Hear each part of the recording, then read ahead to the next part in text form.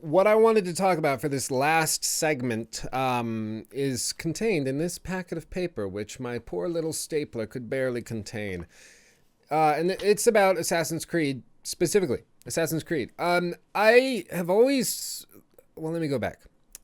There was a game that I really, really enjoyed. It was called The Saboteur. And it was set in World War II, and you were supposed to be this sort of assassin-like guy that races cars and goes around, does cool stuff.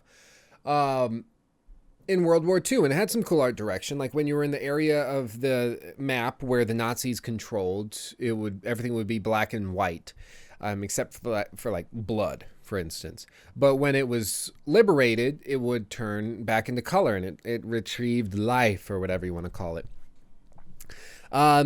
It was a fun game, but it tried to do everything. It tried to be Assassin's Creed with like free climbing and all this. It tried to be Grand Theft Auto with driving and the open world, and it tried to have a deep and compelling story, and it just didn't do any of those things well. It did them all pretty good, but it didn't do anything well or even great. And as a result, it turned out to be sort of a mediocre game at best, but I enjoyed it for the setting, and I thought it proved something interesting, that you could pull off an Assassin's Creed game in World War II. And this is something which Ubisoft seems to be avoiding and going to great lengths to avoid. As I made a video on discussing Assassin's Creed and why it hadn't gone to Japan, the same head of the Ubisoft development teams that's responsible for Assassin's Creed, he said that World War II, Egypt, and Japan were three of the most commonly requested locations for Assassin's Creed, and they were just, quote, uninspired and stupid. I would disagree, and it seems like they're putting a game out in ancient Egypt, so it seems like they've revised that claim at least a little bit. But one of the reasons people are excited, because it looks like they'll go to Japan as well, which a lot of people wanted. But with World War II, I started asking myself, is there anything that would inherently go against the idea of an Assassin's Creed in World War II? Is there anything that is inherently bad about it or that wouldn't work in it? So I looked up the lore.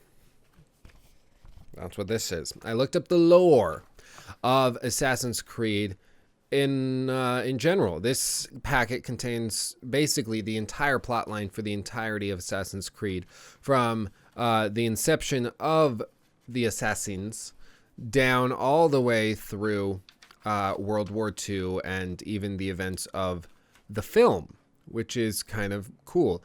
They what I didn't realize was that there's even Assassin's Creed lore on like the JFK assassination and Apollo 11 and dissolving communism because the Templars were like, hey, this doesn't really work anymore. Just really cool stuff that they've thought through.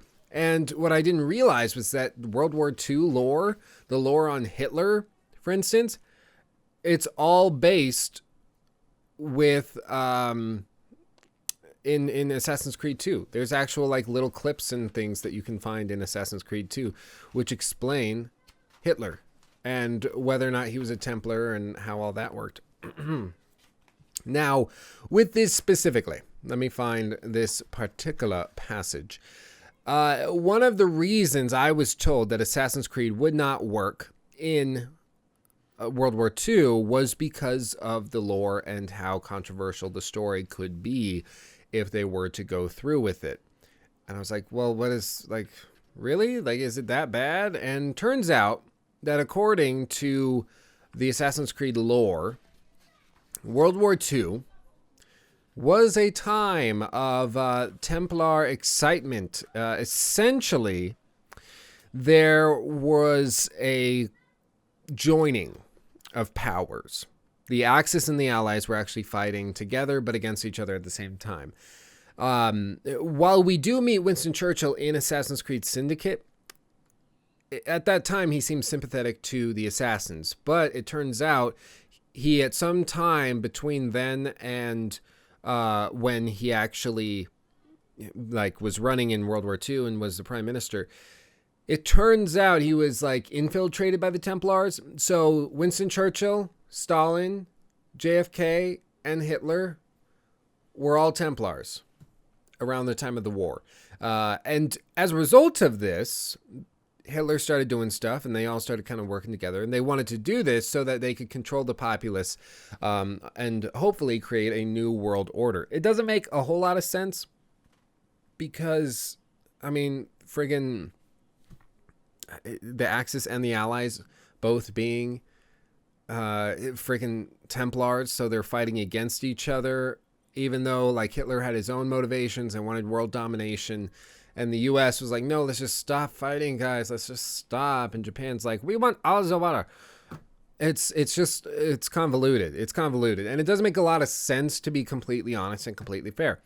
And as a result of this, like, they try to mix it in so that like Hitler killed his body double in the bunker on April 30th, I think it was, 1945. But on his way out of the bunker, he took the apple and he was going to meet Churchill somewhere. But he was assassinated by an assassin right outside of his bunker before he could get into his like getaway car or whatever. And it's like, okay, that could be a really cool mission to like go and have to assassinate Hitler. Wow, that hair's bad. To go and have to like assassinate Hitler could be a really fun thing to do. Maybe that's wrong of me to say, but I think it could be fun, a cool mission. But the idea of the Axis and the Allies all being on the same team, all getting along, but still fighting against each other is inherently contradictory and doesn't make a whole lot of sense. And I know if I played that game, I would be like, okay, wait, so the Germans are on the same team as the US and the Russians and the Japanese, and they're fighting why? Like, what? That doesn't make a whole lot of sense. And it's like, well, there's some great conspiracy, and you know, the head of the Templar Council or whatever ordered them to fight each other, but they didn't realize they were on the same team. But then it's like, well, why was Hitler going to meet Churchill then? They were clearly in contact and were getting along, but they're fighting each other. It just doesn't make a whole lot of sense. It really doesn't make a whole lot of sense. And I would say that's probably why they wanted to steer away from World War II. I think when Assassin's Creed 2 came out, and they had these little clips and videos and little factoids about Hitler leaving the bunker and getting assassinated, they're like, oh yeah, that's cool. And then in Syndicate, they're like, hey, oh yeah, no, we should have Lydia meet Churchill, and then he can say, like, okay, yeah, no, I'll totally do that, and you're an assassin, that's super cool, I'm going to use you. But he kind of forgot to mention that, oh, well, in like 10 years, I'm going to be a Templar. Oh, wait, that kind of, okay, so he was corrupted at some point, but then, because that has to fit in, they all have to fit in. It just doesn't make a lot of sense. You get into this really contradictory and really convoluted thing once you try to make sense of it. Part of the reason why the movie didn't make much sense at all, because it didn't make any sense. Because the closer you get to the modern day, the more insane the lore gets and weird it gets. Plus, not to mention just the controversial nature of having like Stalin, Hitler, JFK, or I'm sorry, FDR, all those 3-letter acronyms, it's crazy. Having all these people working together, then you get into all sorts of messed up stuff like, well, was friggin' FDR like aware of the Holocaust?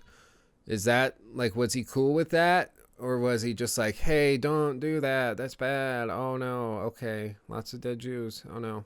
Like, what's the deal with that? I mean, you'd have to address those things if you made the game about it. But to have it so like the US was aware and okay with it, then you're just pissing off all the countries. You're saying Russia was involved and was okay with Hitler. You're saying the US was okay with Hitler and Japan and Russia. You're saying all these things which get really edgy really quickly.